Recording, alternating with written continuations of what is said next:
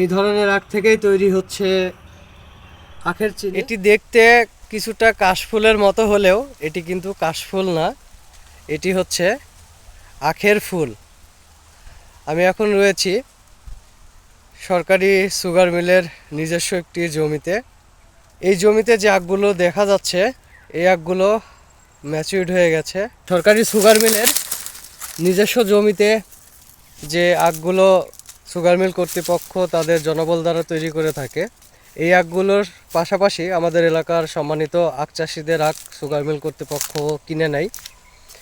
এই দুই পক্ষের আখ থেকে মূলত তৈরি হয় আখের চিনি, এবং আমরা সুগার মিল কোয়ালিটির চিনি দেশব্যাপী পাইকারি এবং খুচরা সরবরাহ করে থাকি।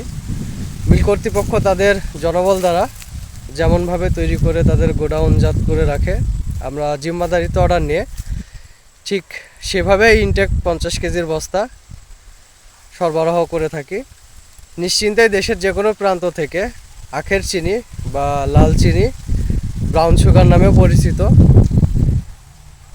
অর্ডার করতে পারেন। অর্ডার করার জন্য আমাদের মেসেঞ্জার অথবা হোয়াটসঅ্যাপে যোগাযোগ করুন। আল্লাহ হাফেজ।